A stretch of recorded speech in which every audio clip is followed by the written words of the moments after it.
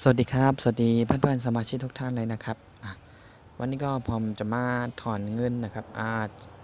ในเว็บเทรดเน็ตแอปนะครับที่ผมได้แนะนำเพื่อนๆไปนะครับก่อนอื่นนะครับเพื่อเราจะถอนนะครับเพื่อนๆก็กดมาเพิ่มบัญชีตรงนี้ก่อนนะครับมารายการนะครับที่นี่นะครับไปเลยนะครับกดเพิ่มตรงนี้ก่อนนะครับไปเพิ่มว่าธนาคารเราเป็นธนาคารอะไรนะครับนี่นะครับแล้วก็ใส่ชื่อนามสกุลแล้วก็ใส่แล้วก็ใส่กดใช่นะครับ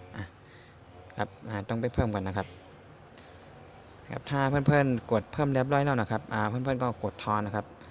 อันนี้ครับกดตรงที่ทอนนะครับผมจะถอนให้ดูนะว่ามันจะใช้เวลากี่นาทีนะครับเดี๋ยวนี้ก็กดตรงนี้ครับ21จุด47นะครับนี่นะครับผมถอนไปนะครับ21เหรียญกับจุด47นะครับก็จะได้ประมาณนี้นะครับยอดที่จะเข้านะครับว่าหักค่าธรรมเนียม 5% นะครับเขาบอกว่า2 ชั่วโมงนะครับเรามาดูพร้อมกันนะว่าจะใช้เวลากี่นาทีนะครับ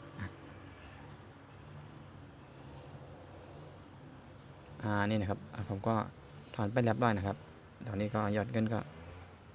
ครับเลยเท่านี้นะครับครับเดี๋ยวเรามาดูช่องตีเงินเข้านะครับว่ามันจะใช้เวลากี่นาทีนะเมื่อตอนนี้ผมถอนนะครับวันที่15นะครับก็เวลา2 โมงครับ3 โมงจำนะครับเรามาพร้อมกันนะครับ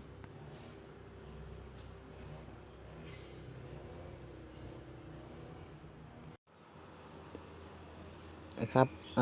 ตอนนี้ก็เงินเข้าเรียบร้อยนะครับแต่ว่านะครับผมถอนเวลา2 โมงนะครับ2 โมง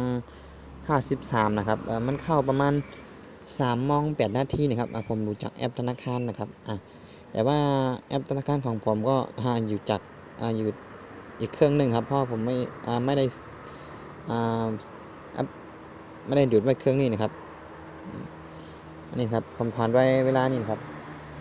เงินผมไปดูเงินก็เข้าช่วงประมาณ3 โมง 8 นาทีนะครับคือว่าถอนไว้เหมือนกันนะครับคือวันนี้ก็มีเท่านี้นะครับคือมาอัปเดตการถอนนะครับว่ามันถอนเงินมันจะเวลากี่นาทีนะมันถอนไวไหมนะครับ